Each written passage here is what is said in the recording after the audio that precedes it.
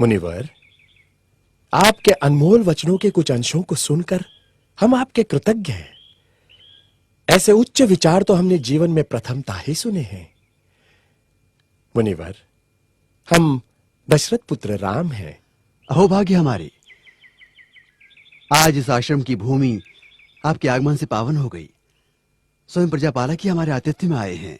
मुनिश्रेष्ठ, आप जैसे महान ज्ञानी ऋषियों के कारण ही हमारे राज्य की भूमि पावन है, किंतु आज तक आप जैसे सद्गुरु से हमारा परिचय कैसे नहीं हुआ? मुनिवर, क्या मैं पूछने की धृष्टता कर सकता हूं कि आप किस गोत्र और कुल से संबंधित हैं? अतिथि, मैं शंभूक, मैं शूद्र कुल से हूं।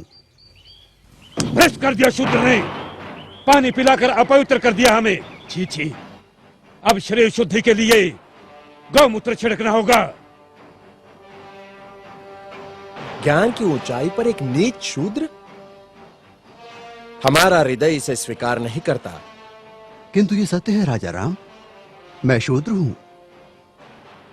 ज्ञान की गंगा का स्पर्श मात्र ही जिनके लिए वर्जित है, उनके पास ज्ञान का भंडार असंभव।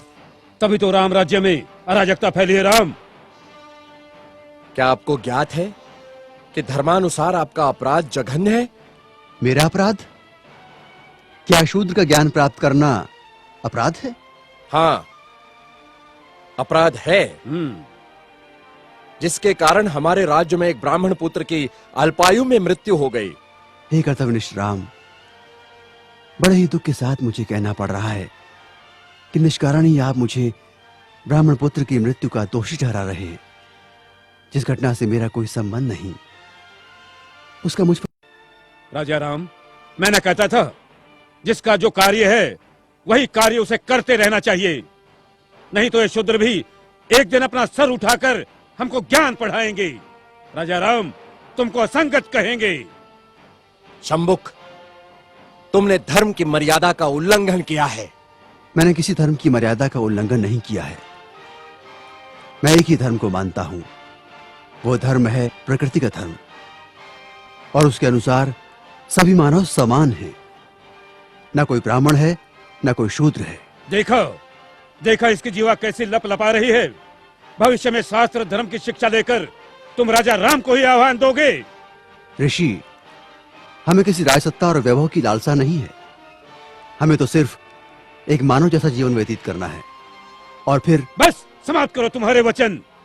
2 अक्षर क्या पढ़ लिए, हमें ही ज्ञान की भाषा सिखाने लगे। राम, ये अपराधी है और इसे दंड मिलना ही चाहिए, नहीं तो ऐसे पापियों के कारण हमारे राज्य में आपत्ति आ सकती है। आपके धर्म की पाप और पुण्य की कल्पना से मैं अच्छी तरह परिचित हूं। वो सारा पाखंड आपने अपने स्वार्थ के लिए रचा है और सारी प्रजा को मूर्ख बना रहे हैं। अपनी वाणी को रोको शंभुक। हम अपने परम पूज्य गुरु का और अपमान नहीं सह सकते। तुमने धर्मोल्लंघन किया है, जिसके कारण हमारे राज्य में एक ब्राह्मण पुत्र की अल्पायु में मृत्यु हो गई। हम अपने राज्य के ब्राह्मणों को और व्यथित नहीं कर सकते शूद्र। किंतु ब्राह्मण पुत्र की मृत्यु का कारण मैं कैसे हो सकता हूं? हे राजन, बड़ी नम्रता से दुस्साहस कर रहा हूं। आप तनिक अपने मन दर्पण में झांक कर तो देखें, तो आपको पता चलेगा कि आज की और कल की आपकी छवियों में कितना अंतर पड़ा है।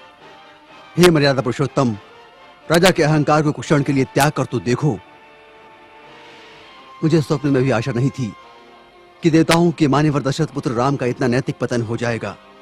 किसी ने बस कह दिया तो आपके सोचने की शक्ति क्षीण हो गई। राजदंड की आड़ में ऋषियों का वध करने के लिए उद्युक्त हो गए।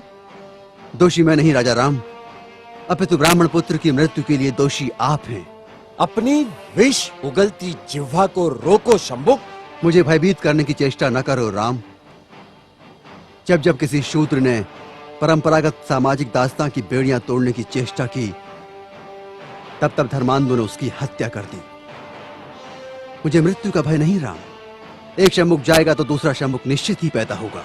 शंभुक, मैं राम, स्वाभिमान और स्वतंत्रता का लघु जीवन भी दास्ता और अपमान से भरे दीर्घायु से कई गुणा सुकर है। अब यदि एक भी शब्द तुम्हारे मुख से और निकला तो